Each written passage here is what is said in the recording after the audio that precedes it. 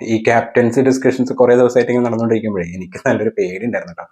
അതായത് ഇനി വല്ല ചുമ്മിങ്കിലിനെ തന്നെ തിരിച്ച് ക്യാപ്റ്റൻ ആക്കാൻ വേണ്ടിയിട്ടുള്ള എന്തെങ്കിലും പരിപാടിയാണോ എന്നുള്ളത്. കാരണം ഗംഭീറിന് സഞ്ജു സാംസൺ വേണമെന്നും പിന്നെ അതുപോലെ അജിത് അഗാർക്കർക്ക് നമ്മുടെ ശ്രേയസ് അയ്യർ വേണമെന്നും അല്ലെങ്കിൽ അങ്ങനെ ഒരു തിലക് വർമ്മ അങ്ങനെയുള്ള കുറച്ച് പേരുകളൊക്കെ കണ്ടപ്പോഴേ ഇനിയിപ്പോ ഇങ്ങനെ ഡിസ്കഷനൊക്കെ നീട്ടി വലിച്ചു കൊണ്ടുപോയിട്ട് അവസാനം പറയണ എല്ലാ ഫോർമാറ്റിലിട്ടും ഒരു ക്യാപ്റ്റൻ തന്നെ മതി, അപ്പം നമുക്ക് ശുഭ്മൻ തന്നെ ആക്കാം.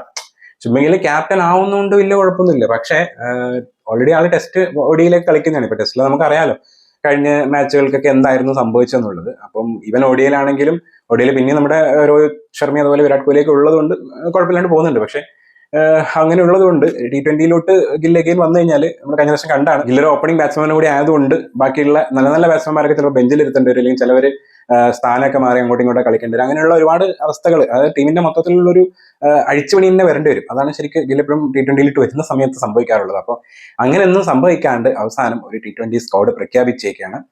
ഇന്ത്യ വേഴ്സസ് അയർലാൻഡ്, അതുപോലെ ഇംഗ്ലണ്ട്, പിന്നെ അതുപോലെ തന്നെ നമ്മുടെ ഏഷ്യൻ ഗെയിംസ്, ഇതിന് മൂന്നിനും വേണ്ടിയിട്ടുള്ള ഒരു സ്ക്വാഡിനാണ് ഇപ്പൊ പ്രഖ്യാപിച്ചിട്ടുള്ളത്.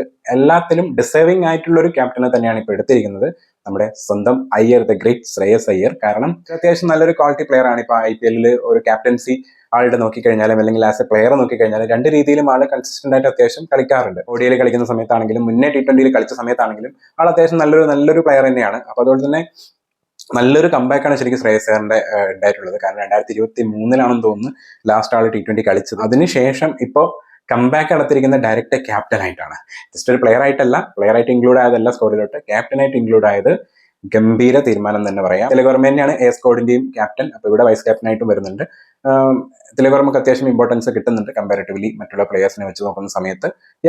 തിലക് വർമ്മ നല്ലൊരു പ്ലെയർ ആണ്. ചില മാച്ചസിലേക്ക് ഒറ്റയ്ക്ക് കളി ജയിപ്പിക്കാൻ പറ്റുന്ന ഒരു പ്ലെയർ ആണ്. പക്ഷെ ചില മാച്ചസിൽ നല്ല രീതിയിലുള്ള അടുപ്പിച്ച് ഫെയിലിയർ ആവാറുമുണ്ട്. അപ്പോൾ അങ്ങനെയൊന്നും സംഭവിക്കാതിരിക്കട്ടെ, നല്ല രീതിയിലുള്ള ഒരു പ്ലെയർ ആയിട്ട് മാറട്ടെ ഈ ഒരു സീസണിൽ. അതുപോലെ തന്നെ നമ്മുടെ സഞ്ജു സാംസൺ, നമ്മുടെ സ്വന്തം മലയാളികളുടെ സ്വന്തം സഞ്ജു സാംസണും ടീമിൽ ഇടം പിടിച്ചിട്ടുണ്ട്. അതും ഫസ്റ്റ് വിക്കറ്റ് കീപ്പർ ഓപ്ഷൻ തന്നെയാണ് വെച്ചിട്ടുള്ളത്.